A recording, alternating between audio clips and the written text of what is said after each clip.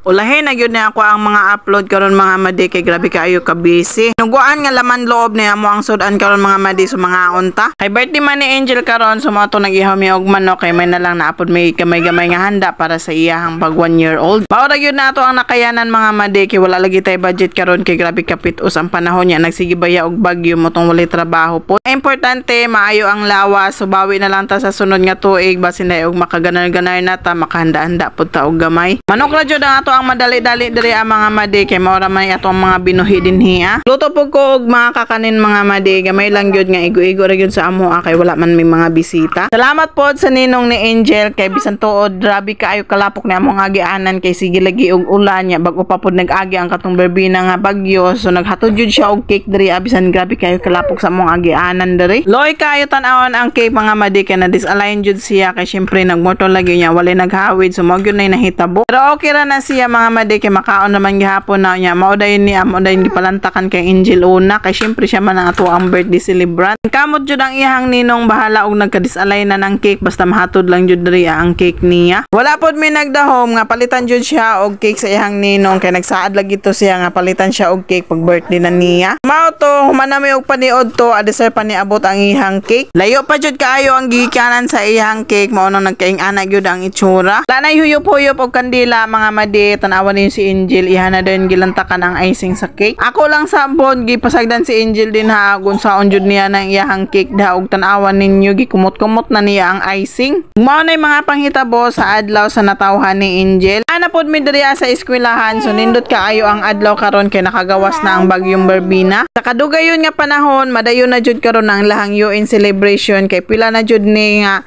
celebration nila sa UN primera jud makancel kay laalagi bagyo. So na jud ka bagyo ang nilabay adisar pa jud makaselebrate sa ilahang UN so grabe late na kaayo mi diri ang mga madi. Aturahon ta ning October mga madi kaso na ami mga bagyo yun nga nag-abot so mao tong na-cancel nya na napoy bag-o ni abot na-cancel na pod so karon ikatulon na jud nga bagyo mga madi adisar na jud na kitabo ang ilahang UN. Kay kung wala siguro yung mga bagyo so sa una ra siguro ni nahuman ilahang UN celebration kay pila gyud to ka bagyo nga tulo ka bagyo gyud ang nilabay diri sa amo ang lugar. So mao tong cancel jud per mi ilahang kuan UN ba. Unya tagpila pod kasi mana walay kuan walay eskwela kay tungod lagi sa panahon so mao tong delay gyud kayo ang celebration. Bisan tuod ulahin na ang ilahang celebration diri sa UN pero successful ra gihapon kay nadayon na gyud karon nga adlaw. Human nila og parade na sila diri sa gym kay mag-start na dayon na sila sa ilahang program. Kinder na mo isayon-sayon mga madi kay mo nakakuha sa Philippine flag.